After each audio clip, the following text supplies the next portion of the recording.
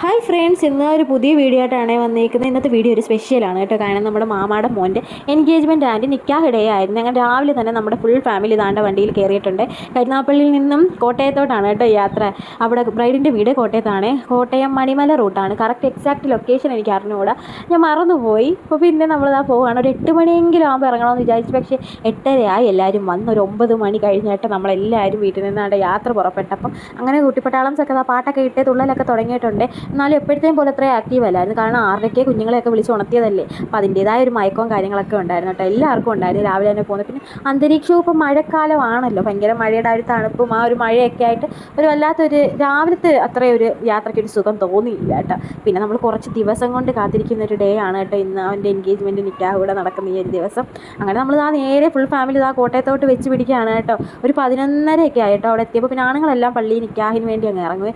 നേരെ നമ്മൾ പെണ്ണുങ്ങളെല്ലാം ബ്രൈഡിൻ്റെ വീട്ടിലോട്ടാക്കുകയും ചെയ്യും. അങ്ങനെ ആ നിക്കാഹും കാര്യങ്ങളൊക്കെ ആണ്ട് നടക്കാൻ പോകട്ടോ. ഒരു പള്ളിയിൽ ഇറങ്ങിയിട്ടുണ്ട് എല്ലാവരും.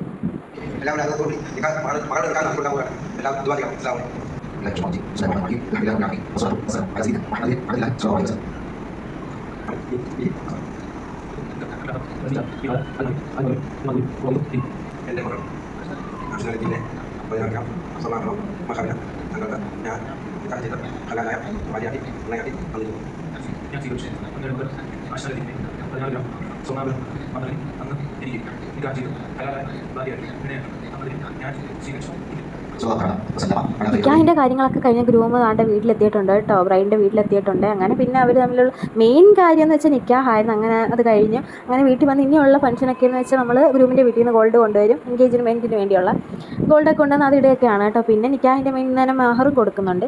അന്നേരം അതുകൊണ്ട് അങ്ങനെ കുറേ ഫംഗ്ഷനൊക്കെ നമ്മൾ പക്ഷേ സൈഡിൽ നിന്ന് ഭയങ്കര പാടുപെടുക കേട്ടോ. ആ മഹർ കൊടുത്തിട്ടുണ്ട്.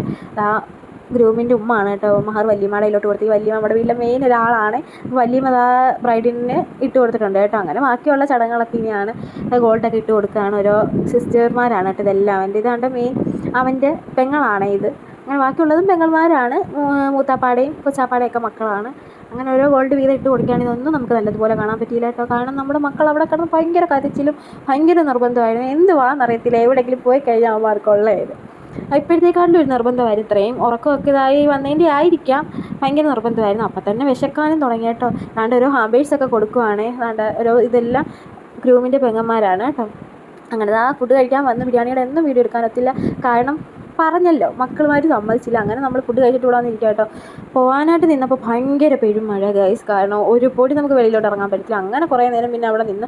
അപ്പോഴത്തേക്ക് നമ്മുടെ കുട്ടികൾ താണ്ട് അവരുടെ കലാപരിപാടികൾ തുടങ്ങിയിട്ടുണ്ട്. സ്റ്റേജിൽ കയറുക, തുള്ളുക, അവിടെ ഓടുക, ഇവിടെ ഓടുക, ഇതൊക്കെ തന്നെ. പിന്നെ ആ തിരിച്ച് വീട്ടിലോട്ട് പോവുകയാണ്. എല്ലാം കഴിഞ്ഞ് ഭയങ്കര മഴയായിരുന്നു കേട്ടോ. ഒരു കോട്ടയം തൊട്ടൊരു മാവേലിക്കര വരെയെങ്കിലും ഭയങ്കര മഴയായിരുന്നു. അങ്ങനെ ആ മഴയത്ത് പിന്നെ തിരിച്ച് വന്നപ്പോൾ പിന്നെ എല്ലാവരും നല്ല ആക്റ്റീവായിരുന്നു. ഭയങ്കര ഡാൻസും മേളം ഒക്കെ ആയിരുന്നു. കുറേ വീടൊക്കെ എത്താറായപ്പോഴാട്ടോ ഡാൻസൊക്കെ നിർത്തിയത്. നമ്മൾ തിരിച്ച് വരുക. അങ്ങനെ കുട്ടികളും തുള്ളലും ഒക്കെ തുടങ്ങി.